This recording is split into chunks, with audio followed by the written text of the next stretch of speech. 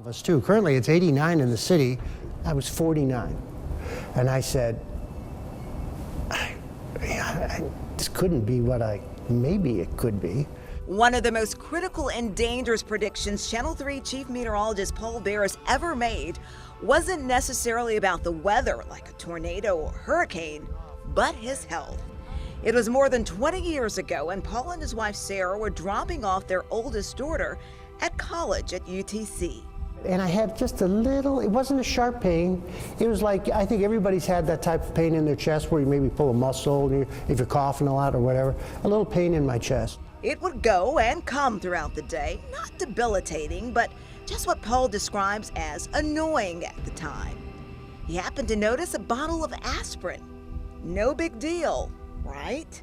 For some reason, she had a little headache and she decided to buy aspirin that day. So on the counter of her apartment, there was a little bottle of aspirin. And in the back of my mind, I'm thinking, no, this couldn't be but I'm gonna take some aspirin. The pain went away, but then later. It's hard to breathe. You feel this pain going up your shoulder. It was my right shoulder at this time. So I told my wife we need to go to the hospital. They went to the emergency room. I said, there's no doubt in my mind I'm having a heart attack. It's not indigestion. That prediction, like so many others Paul has made, was accurate. And he says, Mr. Barris, you're having a heart attack. I said, yeah, I know, that's why I came in. Paul can laugh now. But then he was facing a health hurricane of sorts that could have taken his life. Once he recovered, he had lots of questions as to just how this could have happened to him. His cholesterol numbers weren't bad, his blood pressure was good, he didn't smoke, and he exercised. But there's not much you can do when it comes to heredity.